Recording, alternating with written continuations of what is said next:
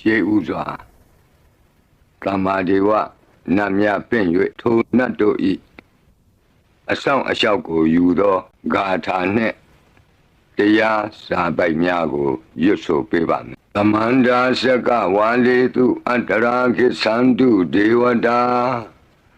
သတ္တမမုနိရာဇတသုနန္တုသက္ကမောက္ခဓမ္မဓမ္မသဝနာကာလောအယံပတန္တာဓမ္မသဝနာကာလောအယံပတန္တာဓမ္မသဝနာကာလောအယံပတန္တာနမောတတ္တဗဂဝတောအရဟတောသမ္မာသမ္ဗုဒ္ဓတ္တယေတန္တာတန္တစိတ်တာတိတရဏတရဏဣထလောကံတရေဝါဘုံမာဘုံမာစဒေဝကုဏကနဂဟနဗျာဝတာသဗ္ဗကာလံဣတိအာယန္တုဒေဝဝရကနကမယေမေရုရာဇေဝတန္တောသန္တောသန္တောသဟိတုံမုနိဝရဝဆနံသောတုမကံသမကသဗ္ဗေတုစကဝါလေတုယခာဒေဝစဗျာမနောယံအမေဟိကတံပုံညံသဗ္ဗတံပတ္တိသာရကံသဗ္ဗေတံအနုမောဒိတဝါသမကာသာတနေရတာပမာဒရဟိတာဝန္တုအာရခာတုဝိသေသတောသာသနတ္တသလောကတဝုဒ္ဓိဘဝတုတပ္ပရာ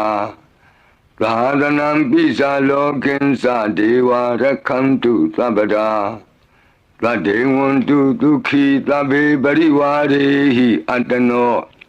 အာနိဂသုမနာဝန္တုသဟသဗ္ဗေဟိညာတိပိရာဇတောဝါသောရတောဝါမနုဿတောဝါအမနုဿတောဝါအဂိတောဝါဥဒကတောဝါပိသာသတောဝါခာနုကတောဝါကန္တကတောဝါနခတ္တတောဝါဇနဗဒရောဂတောဝါအတ္တဓမ္မတောဝါအတံဒိဋ္ဌိတောဝါအတ္တပုရိသတောဝါသန္တာတိယသာမိဂကောနာကုက္ကုရအဟိဝိသိကမဏိတပ္ပတိပိဣသတရစ္ဆဒုက္ကရမဟိတယက္ခရက္ခတာတိဟိနာနာဘယတောဝါနာနာရောဂတောဝါနာနာဥပဒဝတောဝါအာရခံကနန္တုမေဒီကသမ္မာဒေဝနတ်တို့ဤအဆောင်အလျှောက်ကိုပန်ကြားသောစာပိုက်ကိုရွတ်ပါမယ်ယေတိအနိကကောတိတတသဟတမုခာနိနေ